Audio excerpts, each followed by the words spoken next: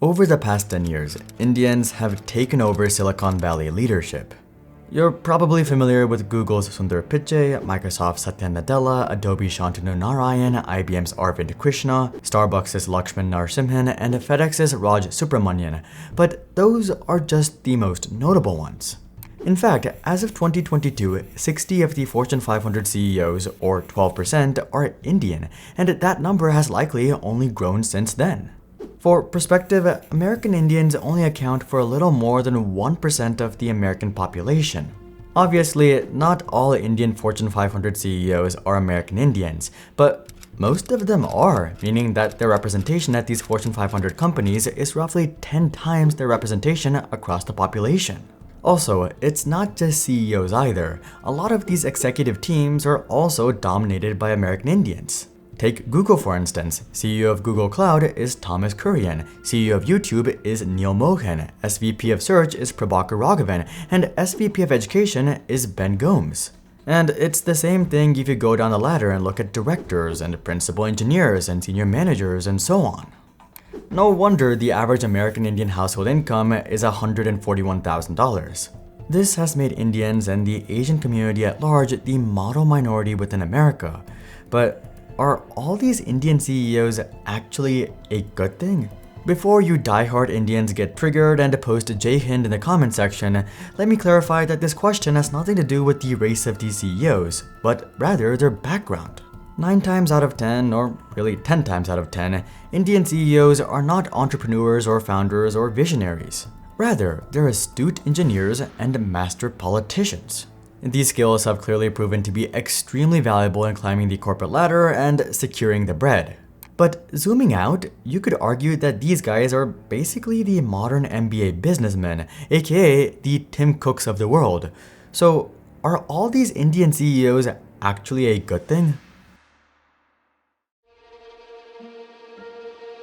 If you're interested in having companies pay you, check out our bond investing app, Silo, in the description below. But anyway, one of the biggest critiques against Indian CEOs is a lack of innovation. People like Sundar Pichai have historically worked on groundbreaking projects like Chrome, but there isn't much to talk about when it comes to their tenure as CEO. The biggest launch we've seen from Google since Sundar took over is the Google Pixel.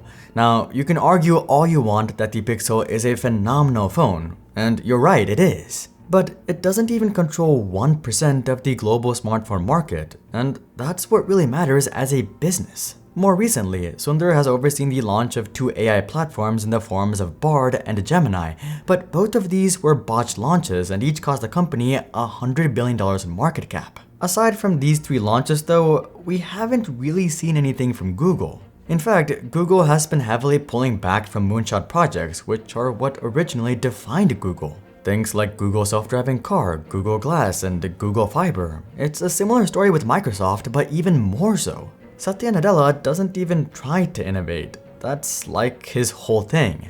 Instead of being arrogant and trying to compete and win in every industry, Satya would much rather just partner with or buy out everyone that he thinks will be successful. And in the process, he has cultivated an extremely transparent and honest culture at Microsoft. Just take a look at how Phil Spencer, the CEO of Microsoft Gaming, blatantly admits that the Xbox One was a complete failure. We lost the worst generation to lose in the Xbox One generation, where everybody built their digital library of games. While this level of transparency and honesty is great to see from executives, it's also somewhat concerning. Some of the greatest turnarounds in history came from companies and brands that people had completely written off, whether that be T-Mobile or Domino's or Nintendo or Apple. But if the executives themselves don't believe a turnaround is possible and would much rather just buy out a successful giant that already exists, what does that say about the future of the parent company? Now, you might be saying that Google and Microsoft are mature companies that can no longer take these massive risks, but I would argue that it's actually the exact opposite. They have massive profit margins and insane cash reserves. If they're not the ones who are best equipped to take a gamble, who is? Mark Zuckerberg perfectly understands this, and that's why he's never been stagnant with Facebook. After buying out Instagram and WhatsApp and essentially winning the social media game, he started trying to expand into other industries. For example, did you know that Mark tried to expand Facebook into the space industry? In fact, SpaceX accidentally blew up one of their satellites, and that's where the beef between Elon and Mark really started. And of course, I'm sure you're all familiar with Mark's $100 billion bet on the metaverse, but he didn't stop right there either. He's also been betting tens of billions every year on AI and briefly tried to take on Twitter. Now, granted, none of these efforts have really proven fruitful, at least not yet, but that's just how these things go. You have to swing a dozen times to maybe hit one out of the park, and Mark isn't afraid to swing because he isn't an MBA businessman, he's a visionary founder. And if you're still not convinced about what I'm saying, just think about this.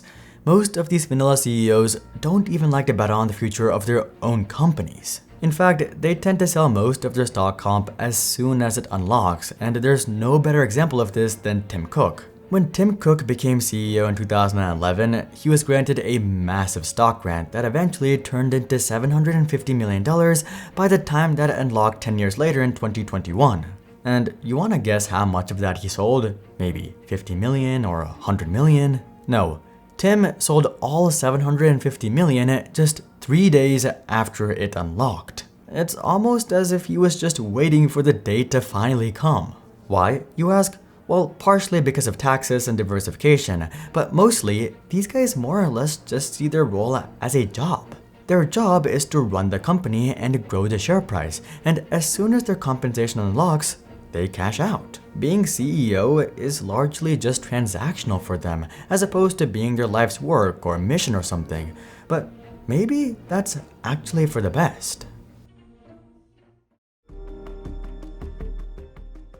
While Indian CEOs may not be visionaries, they are usually extremely strong businessmen. They're usually a league above regular MBA businessmen because they're not just MBA businessmen, they're engineering MBA businessmen. In other words, they have both the technical skills and the administrative skills, which is why they thrive on big tech hierarchies and the results speak for themselves. While Google may not have had any successful product launches under Sundar, Google has been able to quadruple their revenue, quintuple their net income, and quadruple their stock price. It's the same thing with Satya. They may have given up on the Windows Phone and Xbox, but Microsoft has been able to triple their revenue, triple their net income, and 11x their stock. In fact, Microsoft is now the world's largest company. Aside from stellar fundamental growth, shareholders generally love Indian CEOs. More recently, they have somewhat turned on Sundar Pichai after the AI failures, but historically, investor sentiment has been extremely strong because these guys are simply so uncontroversial. Satya Nadella isn't gonna go on to the Joe Rogan podcast and get high. And Sundar Pichai isn't gonna go in front of Congress and apologize for the company's actions like Mark Zuckerberg. We didn't take a broad enough view of our responsibility, and that was a big mistake. And it was my mistake, and I'm sorry. In fact, Sundar has on multiple occasions been subjected to these same questions as Mark, and without ever getting frustrated or angry, he'll give you a politician's answer every single time. Does Google track my movement? Does Google, through this phone, know that I have moved here and moved over to the left? It's either yes or no.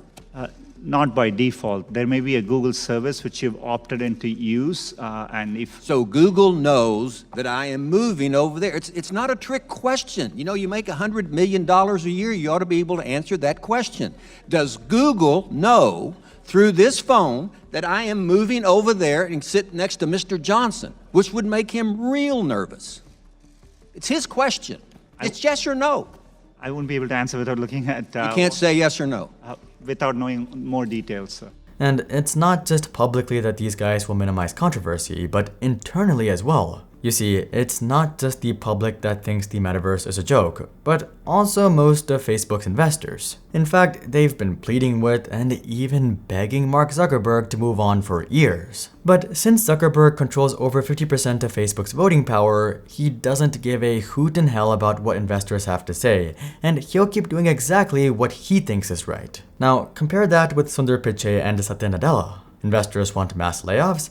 No problem. Investors want AI exposure? No problem. Investors want less moonshot projects? No problem.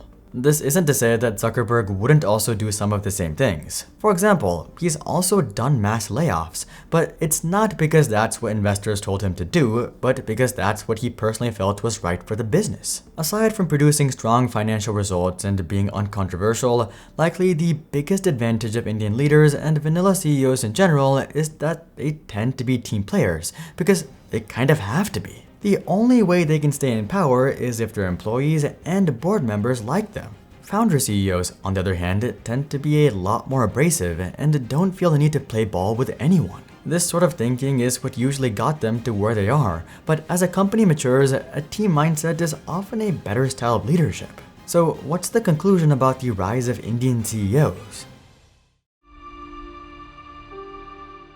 So, are all these Indian CEOs really a good thing?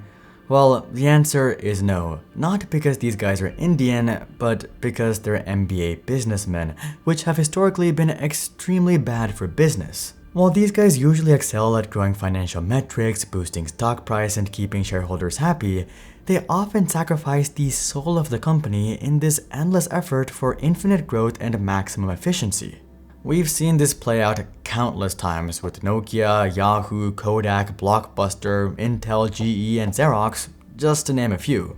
In fact, some of the big tech companies have experienced this firsthand, and they still won't change their ways. For example, Microsoft under Steve Ballmer, Apple without Steve Jobs, Dell without Michael Dell, Disney without Bob Iger, and Starbucks without Howard Schultz. Yet somehow we come back to this same situation each and every time, and it's really not the fault of any of these Indian CEOs. They're just playing the game how it is and trying to keep their jobs through whatever means possible, because if they don't do what investors are asking for, they'll simply be replaced by someone who will. How do you think these guys even became CEO in the first place? Well, the question that got Satya the job was, do you want to be CEO? Satya told the board, quote, "Only if you want me to be CEO." The media has largely described this as Satya being super humble, and maybe that's part of it. But I can't help but think that Satya knew exactly what he was doing here.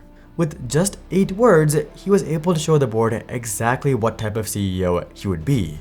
It's the same thing with Sundar as well. Just take a look at how Chris Sacca, one of Sundar's colleagues, perfectly predicted that Sundar would become CEO, and more importantly, his reasoning for it.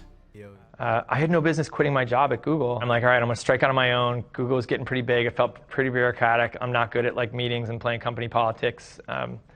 You know who was Sundar? We used to do meetings together, and I just knew right away this guy's going places. Well, he's obviously done quite well. Yeah, he will be the CEO of Google someday, and it was just obvious back in the day that he could be that. As you can see, his reasoning wasn't Sundar's intellect or engineering talent or hard work, but rather his mastery of corporate politics. And the truth is, if it wasn't Sundar or Satya, it would have been someone else just like them. Just take a look at what's happening at Boeing. The company has been crumbling under MBA leadership for decades, and they're allegedly responsible for the deaths of thousands of passengers. Yet even with the latest CEO, Dave Calhoun, stepping down, Boeing isn't looking to bring in a visionary or even an engineer to lead the company. Instead, they're looking to bring in Stephanie Pope as the new CEO, a lifelong financial and investor relations expert. So are all these vanilla Indian CEOs a good thing? Well, judging by history, probably not. But it's not like these companies would want it any other way anyway. If you're interested in deeper dives, interviews with insiders, and exclusive tech analysis, consider subscribing to our free weekly newsletter. But until then, I'm Hari, and I'll see you guys on the next one.